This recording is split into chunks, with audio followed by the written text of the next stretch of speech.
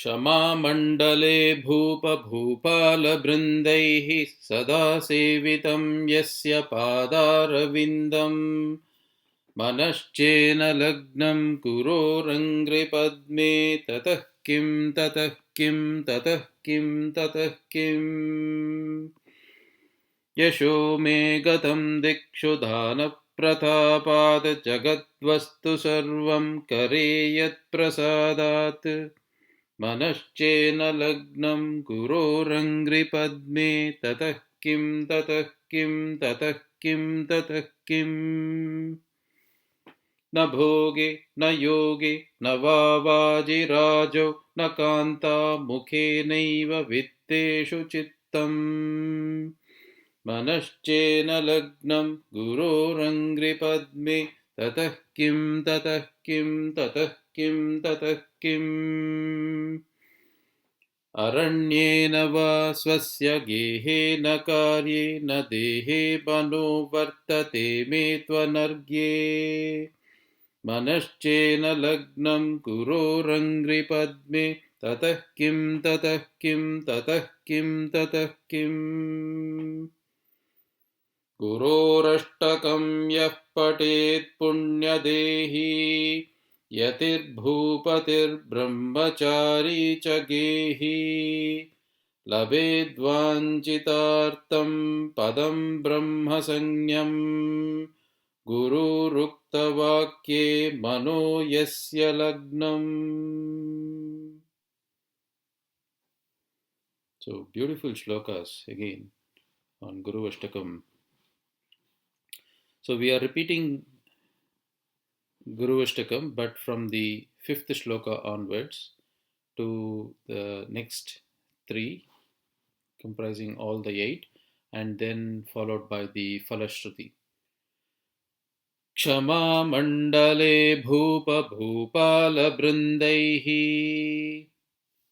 क्षमा mandale, in this entire earth, bhupah bhupala brindaihi, there is a king. Let us say there is a king. Bhupala brindaihi sada sevitam, who is worshipped all the time, sada sevitam. By whom? By Bhupala Brindaihi, by the collection of kings. So there is a very powerful king on this earth who has been served by all other kings, by a group of kings. Sada sevitam. Yasya padaravindam. Who is served where? Where? At his own lotus feet. So this powerful king, says Shankara, has lotus-like feet. It's a sarcasm.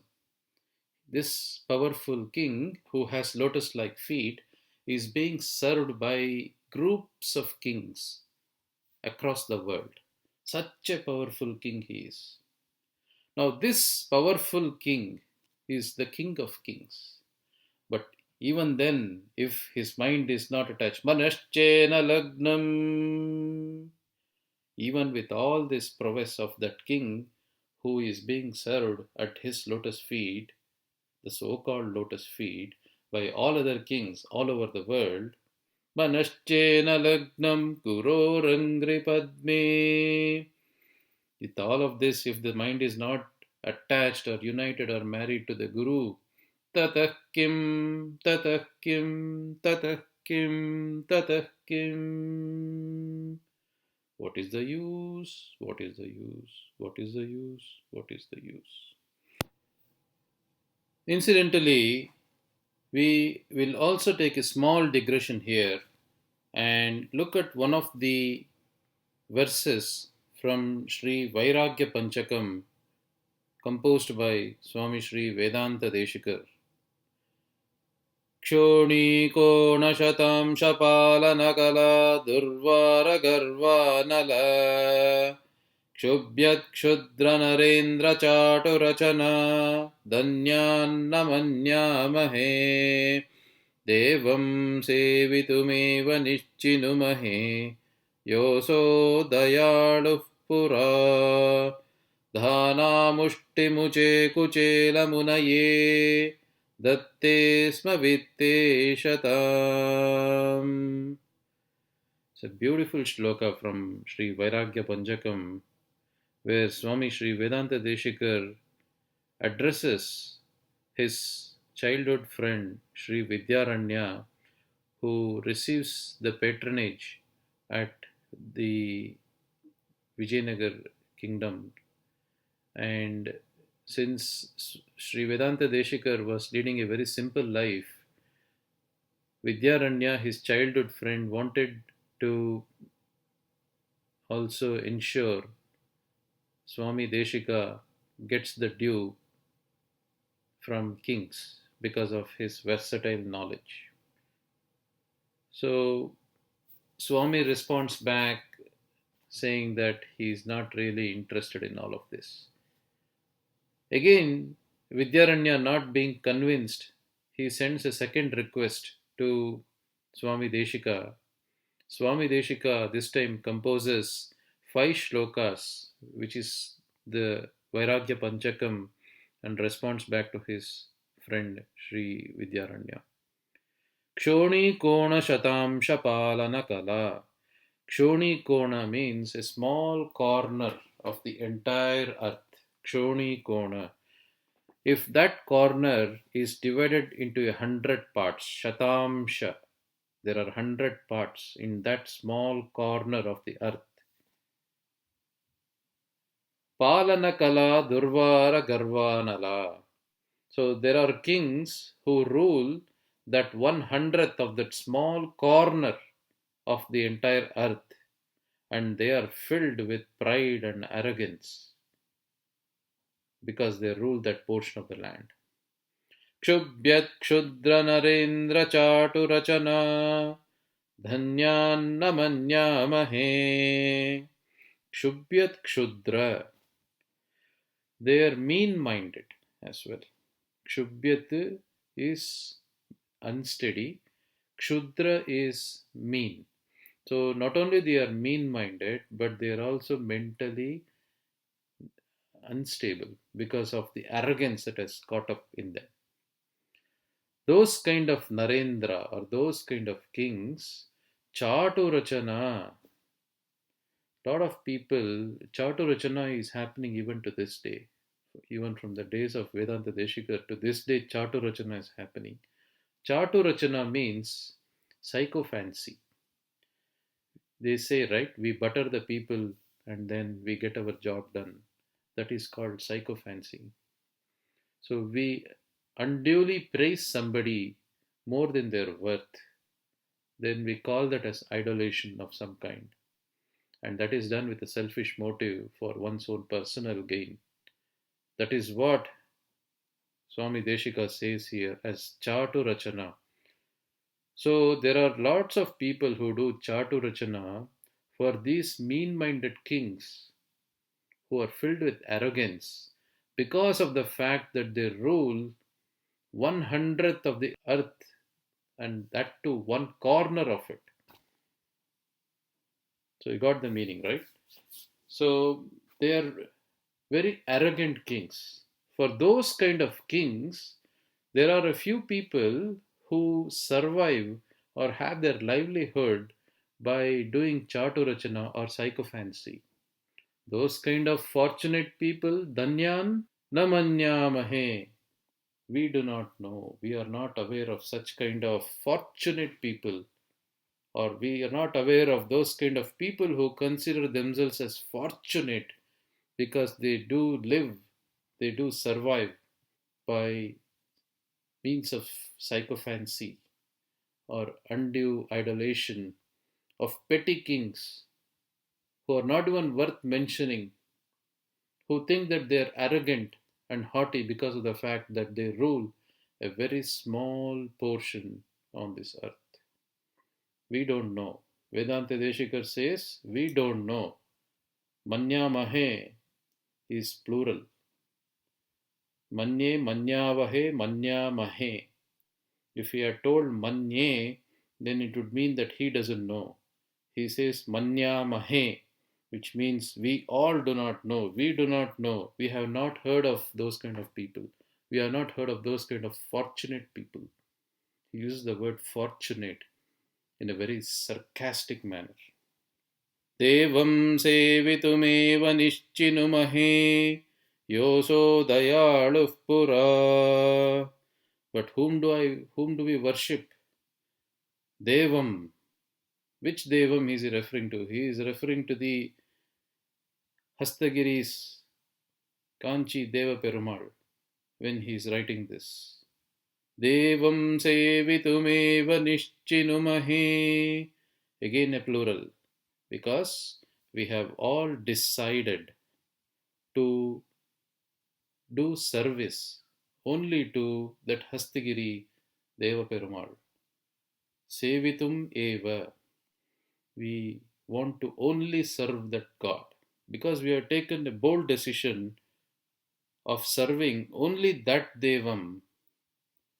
Yoso Dayaluh Pura, who at once, Pura, at one point in time, he who at one point in time, Dhana Mushti Muche Kuchela Munaye, who at one point in time, Dhana Mushti Muche, because of the fact that some dhana or some grains were given.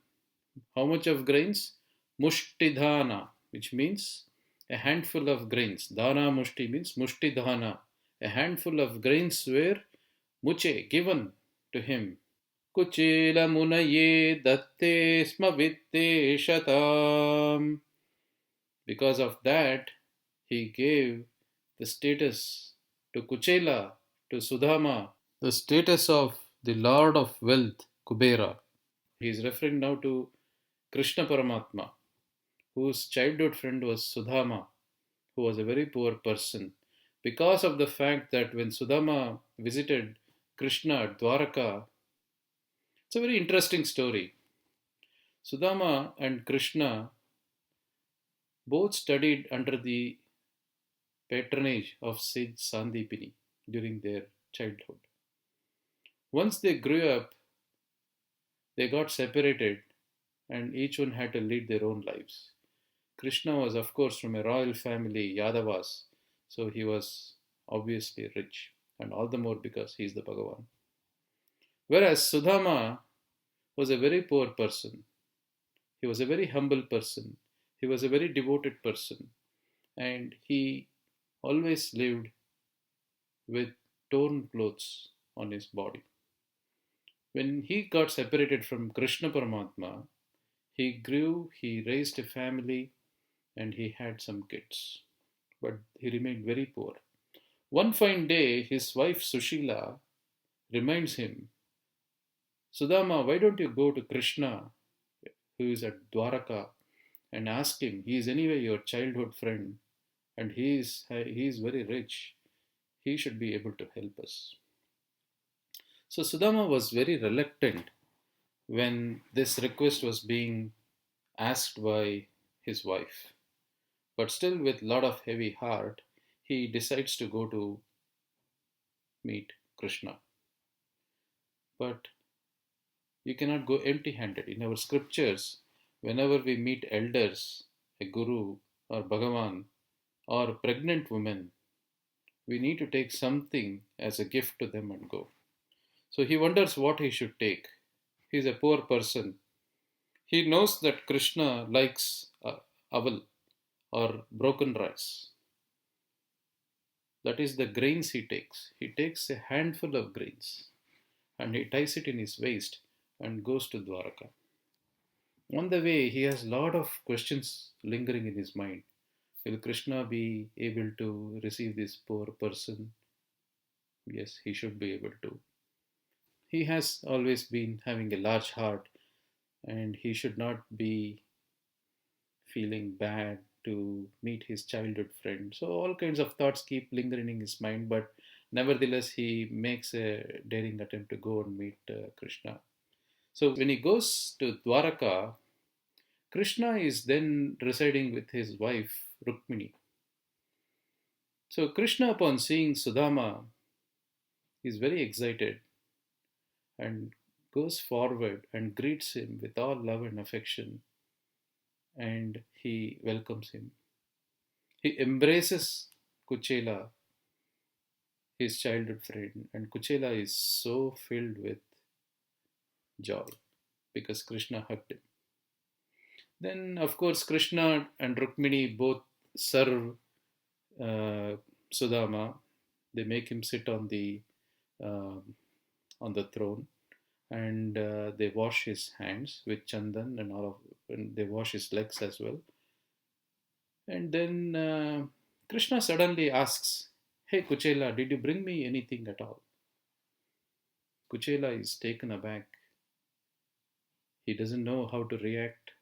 He he is very hesitant. He only has this fistful of rice, which he is hesitant to even disclose it and give it to Krishna. But Krishna, being the universal Bhagavan, he understands the mind of Sudama and asks, "Hey, hey, hey, Sudama, what is that you're hiding there? What is that? I know you're having something for me." He grabs that grains that Sudama has and begins to take one morsel of it. And he takes the second morsel of it. And it starts to take the third morsel. Rukmini comes and stops Krishna from taking it. She whispers something in Krishna's ears. "Hey Krishna, I have already given every kind of wealth to your Sudama. And I know that if you eat this third morsel of Sudama, you will be so happy that you will be even willing to give the Vaikuntham to Sudama, which I don't want to." So Rukmini, who is actually the form of Tayar or Mahalakshmi, comes and prevents Bhagavan from taking this porridge the third time. Anyways, that is the story. Krishna sleeps. Sudama also, being very content upon seeing Krishna sleeps, he forgets to even ask Krishna why he came there, the purpose of why he was sent here by his wife to ask for some wealth. He forgets all of that in the joy of he seeing Krishna. So the next day morning, Krishna waits him a goodbye. Sudama just goes, he's very happy now because he saw Krishna. He forgets everything that his wife has asked him. But when he reaches his home,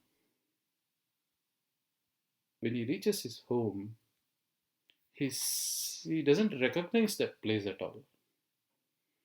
There are huge palaces, there are huge orchards, there is everything so magnificent. His wife is jumping with joy. She's so happy. His kids keep running, wearing jeweled dresses, and instantly he also gets transformed with nice ornamental clothes. He doesn't understand what's happening. Then his wife Sushila tells him that when he had gone, the Vishwakarmas had come, Kubera had come, and then they transformed, they built all these palaces for them, and they left. So Sudama is still not able to believe all of this. He continues to live his life as a recluse, even though he is granted all of this by Krishna Paramatma. The lesson that we need to learn from here is that God will give us only what we deserve, and He will surely give us when we deserve it. But He will snatch it away if we do not deserve it, even by a little bit of it. That is the power of grace of Krishna. That is what grace can do to you. यशो मे गथम दिक्षु दानप्रतापात्. Danapratapat. There is a person who shines because of his ability to donate, because of the charity that he does, because of that greatness in him. Danapratapat. Yasho me gatam. My fame has gone all over. Yasho me gatam dikshu. In all directions, my fame has wandered because of my capability, because of my prowess to do the charity or the charity services to people. Jagadvastu sarvam kare yat prasadat, by whose grace. Jagadvastu sarvam, all the things in the world are there in his kare or hand. So there are two things which are described here. One is his capability or the greatness by which he does charity. So his fame has gone in all directions. The second thing is he is the one who has the capability to buy or to get anything in this world. Jagadvastu sarvam kare yat prasadat. So whatever is there in the world, he can get it in his hand. Whatever he has in his hand, that he can donate through charity. Such a great king, because of which his fame has gone into all directions. Even so, Manaschena lagnam, Manaschena lagnam, Gururangri padme, Tatah kim, Tatah kim, Tatah kim, Tatah kim. Once again, it's of no use if his mind is not attached to the holy feet of the Guru, the real holy feet of the Guru, in spite of he having all the capabilities to get the things and to donate the things. Na bhoge, na yoge, na vavajirajo, na bhoge. Now, all this while in the 6 shlokas, we have only been talking about materialistic prowess, the ability by which the man can hoard materialistic things. But in this shloka and in the next shloka, he talks about the man giving up desires. He is moving towards vairagyam. Na bhoge, he is not interested in enjoying the materialistic pleasures. Na bhoge. Na yoge. Word yogam means different things. It means union. In this case, yogam is the union of the fortune to a person. How fortunate is a person? They say you have a very good yogam, sir. That is why you have Raja Yogam. That is why you have all these materialistic pleasures inflicted upon you, or you are being blessed with all the glorious things which is being deserved by a king, or which is meritoriously earned by a king. So you have Raja Yogam, you have different yogams. So yogam means the union of something which is good. So he is fortunate. Na bhoge, na yoge. He is not fortunate, he is not willing to enjoy the materialistic pleasures. Na bhoge, na yoge, na vavaji rajo. Vaji and rajo, horses and kings. So this is the king and the kingsmanship. Horses here refer to the possessions of a king. So he is not having even those, which means he is rid of all the earthly, materialistic, mundane things. Na bhoge, na yoge, na vaji, na rajo. Then most importantly, na kanta mukhe naiva vitteshu chittam, na kanta mukhe na eva. So kanta is the lover or the beloved. So one is so captivated by a lover's face. So this person has gone even beyond that. He has crossed the threshold of how he can appreciate his lover's beauty, his beloved's beauty. So the beautiful face of his lover or his beloved is also transcended. And vitteshu chittam, and the mind is free of money as well. So the mind is free of money, the mind is free of attractions from the beloved's beautiful face, the mind is free of Vaji, Rajo, which means it is free of materialistic pleasures and mundane objects. He is not willing to enjoy any of the materialistic things. So he's got vairagya. Even in this state of vairagyam, where he has been bereft of all materialistic desires, manaschena lagnam, मनश्चेन लग्नं गुरोरङ्घ्रि पद्मे ततः किं ततः किं ततः किं ततः किम्. Even with all of this, if he has not been attached to the holy feet of the Guru, if he is not, if his mind doesn't reside with respect upon the holy feet of Guru, it is of no use. अरण्येन वा स्वस्य गेहेन कार्ये aranyena va. Now this is another way of telling that the person has been experiencing vairagyam in a way that aranyena va, he is not attached to the forest. Swasya gehe, he is not attached to his own house. Nakarye, he is not attached to any of the action also. In terms of what he needs to do, he is not bound by that. Na dehe, nor to his body. When they mean to the body, bodily pleasures, the bodily pain, and the bodily. So he has the capability to transcend even the normal senses which are attached to his body. So he has transcended. He is a great individual.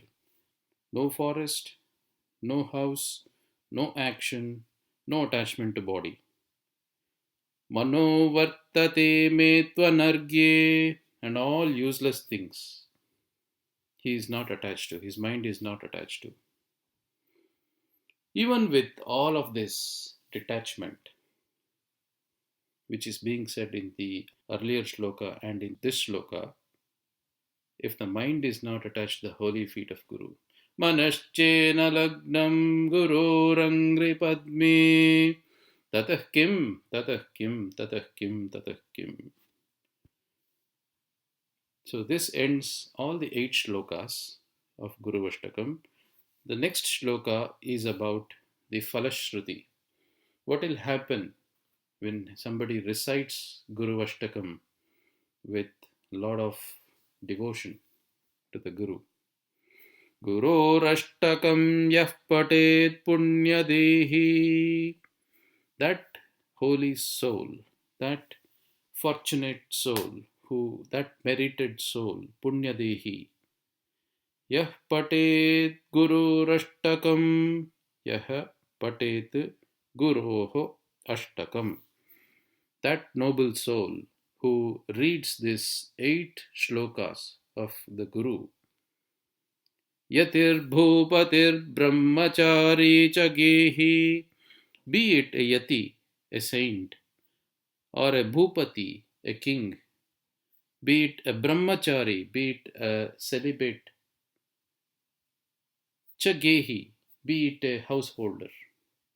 So this noble soul who reads this guruvaShTakam, be it a saint, a king, a celibate, or a householder, labet vanchitartam, he gets the most coveted, most aspired, most desired. Padam Brahma Sanyam, the status of the Brahman. So, when guruvaShTakam is recited with devotion, the person gets the status of Brahman himself. That is the importance which is attached to guruvaShTakam. Padam Brahma Sanyam Gururuktavakye Mano Yasya Lagnam.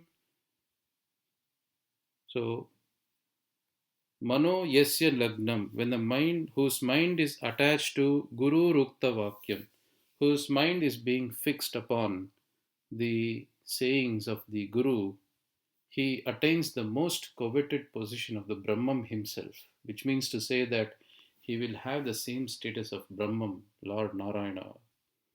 So that is the highest state which one can achieve. So that is the essence of Sri shankarabhagavatpAda's guruvaShTakam. If you like this audio, please share this to a couple of people. If you have like minded people, please add them to the WhatsApp group. You have my WhatsApp number, so please feel free to add them or send me a text on WhatsApp group. My number again is 647 832 0710. Thank you.